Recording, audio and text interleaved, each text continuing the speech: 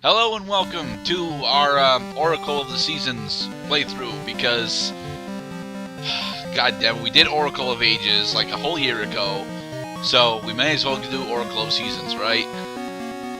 Yes. Because I demanded it. Alright. Now, for those of you that are unaware, Oracle of Seasons is actually far less fun to play than Oracle of Ages. Although we won't be seeing a lot of it in the earlier parts.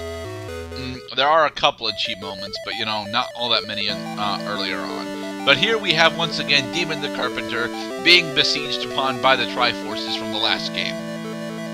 You picked up the second Oracle game. Get ready for shit to do. Now, I will apologize for my recording, because I'm using a different GBAMU this time around, VBAM, which apparently has got problems when it comes to flickering.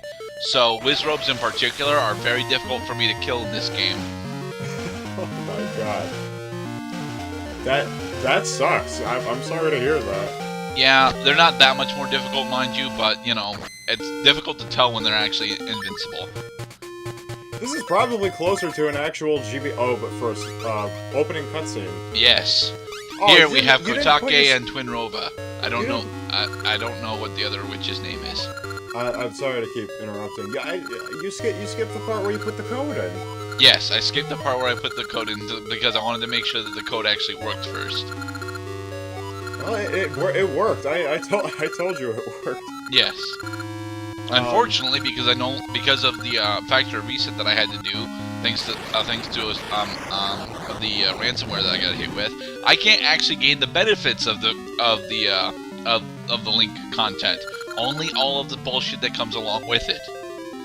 You already immediately gained the first benefit, which is an extra heart at the very beginning of the game. Yes, and after the events happen, you get access to your level 1 sword pretty early. Immediately, yes, actually. Immediately. Yeah. I hear music. Let's go immediately to the right where it is. Oh, you just... Oh my god. You go right to Din. Yeah, but the problem is you can't actually progress through here. Much like with Neru, you have to actually talk to all the persons lying about. Oh yeah, because now she's just like, you've awakened! I'm gonna say this repeatedly until you talk to all the other NPCs. I apologize for how fast I go through the text, but yeah, I don't care. Neither would I. Now, this is actually only the second time I've actually played Oracle of Seasons. The first time I played it, I got to Dungeon 3 and dropped it. So, you see, I lied to Cloud earlier and said that I got to Dungeon 6, because I thought I'd made it to Dungeon 6, but no, I only made it to Dungeon 3. So you mean that your experience stopped being familiar after the third dungeon? Yeah. I actually, part of me can't believe that because of the way this game is designed to just control your progression. For the viewer's sake, it should be noted that, yes, I did originally play this game as a kid. Din is fucking gorgeous. Hello, this is the only time you're gonna see an image like this for a little while. I played this originally as a kid on the Game Boy Color, but for Rocket Rabbit, I played it not once, but 1.5 times on attempted recording. I failed to get files that I could actually use, so I actually have relevant experience. Okay. So when you were going through it, did you notice a lot of bullshit moments? You better allow me to list off my 3 least favorite things about this game.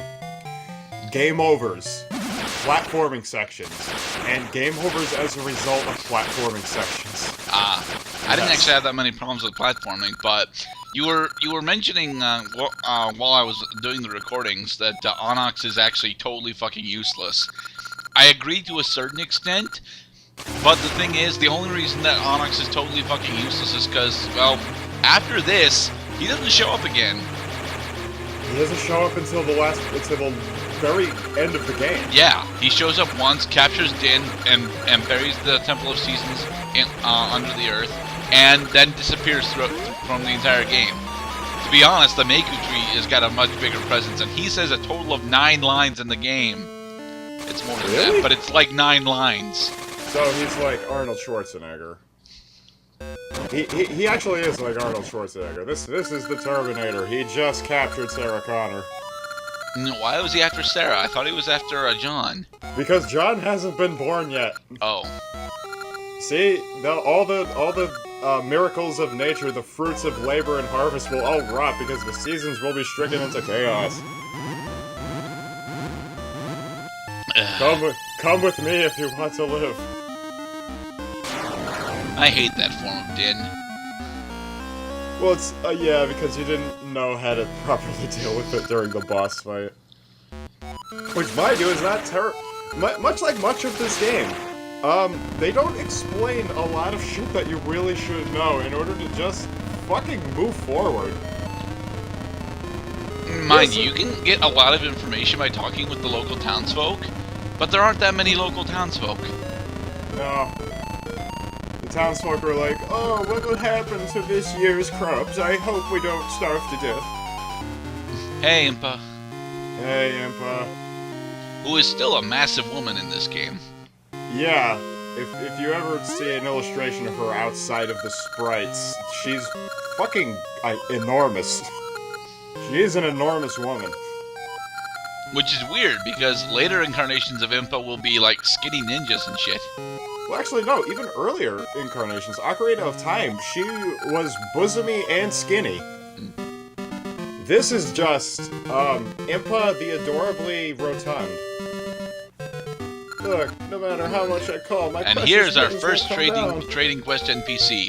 I do show off the entirety of the trading quest because I needed to, but, You yeah. lucky son of a bitch. You actually opened the inventory screen. I didn't tell you, Gerdat, when I originally recorded this, the first 15 minutes were spent trying to figure out where the fuck my sword was. And then I opened my inventory screen, and I'm like, you gotta be fucking kidding me. yeah, they literally hand it to you. If you were playing this in the original, like, non-password prompted game, Impa is supposed to... No, not even Impa. You're supposed to get your sword from Hero's Cave. So I thought, in a similar manner, this game would require you to actually acquire your sword, not just fucking start with it. No. And Hero's Cave is drastically different because of that. Yes. Hero's Cave is an endgame dungeon that you can make slow progress throughout the game. It's a bonus dungeon. Yeah. Full progress. Progress that you don't have to do because, like, all you get, your only reward for completing the Hero's Cave, easily the most challenging of any of the dungeons in either of the games. Because it's bullshit. You get a fucking ring. You get the level 3 power ring, if I'm not mistaken, but who the hell cares? Gasha seeds, go fuck yourself. Yes. There will be a lot of fuck you Gasha seed moments in this particular game. I'm still not planting them, by the way. No, don't bother.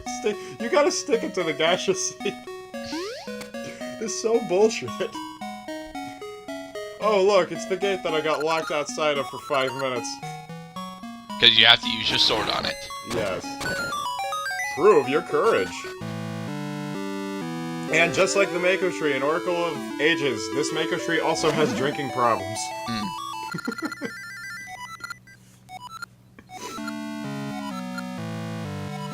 Guarding the Oracle is my duty. Then why were you asleep? Then why were you asleep? Oh, right. No, the narrative says that as soon as the seasons got destabilized, that he lost his energy. That's why he's constantly falling asleep. Yes, that's what the narrative says. But before then, the seasons were working just fine. It seems like all the characters are just conveniently so incompetent that Link has to fill in all the gaps with his power and courage. Yep. Not Shall I as wisdom, repeat mind you, it? because we don't have that Triforce. Go to the giant root. Thank you for giving me the first key. You actually get to the first dungeon, like, absurdly quickly in this game. Yes, which is a good thing, honestly, but...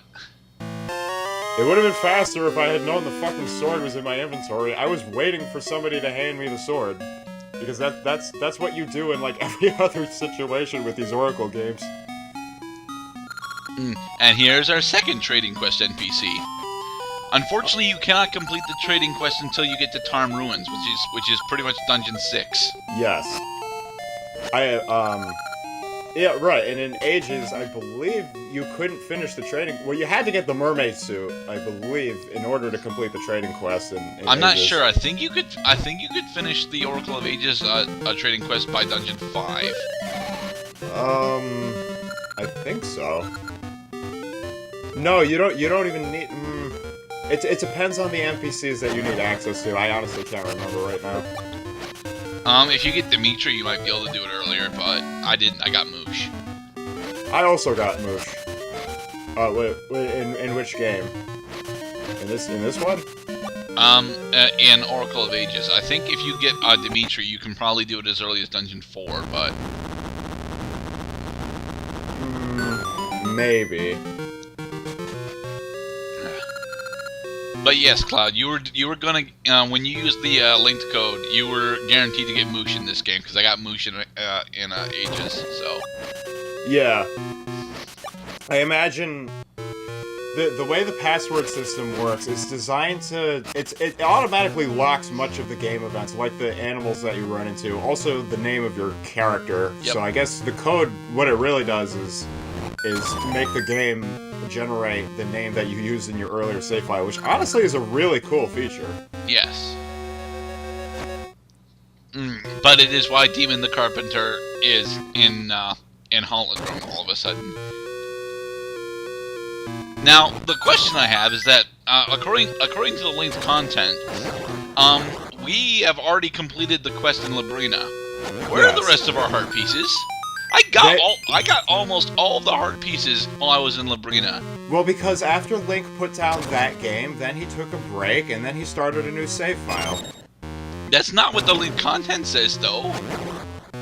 Yeah, the link content suggests some kind of sequence to these events, but Link might as well have just started from the very beginning without even having done Ages in the first place. Yeah.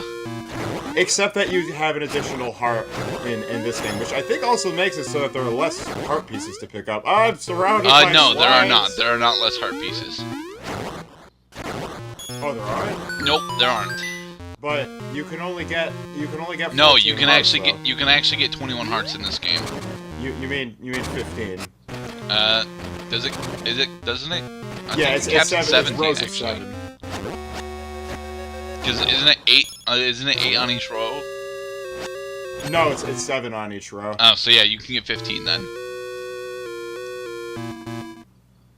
I know this because I end up missing like about 6 heart pieces throughout the game, and I know where at least 2 of them are.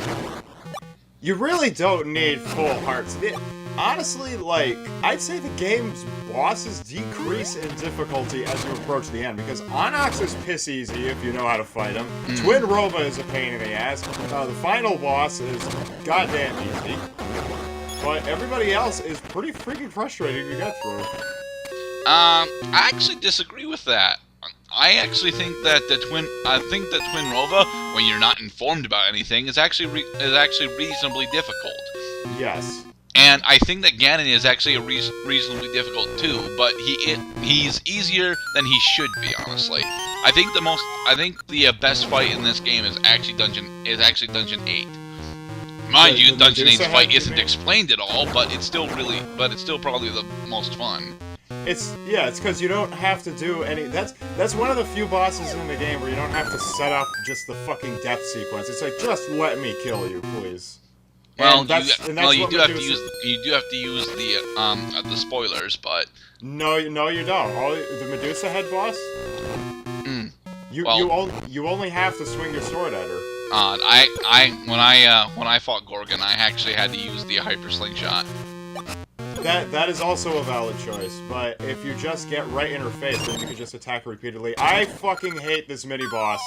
I don't really understand a lot of the hate for this mini-boss. It's honestly pretty simple, especially when you consider that your spin attack can actually repulse the boomerang.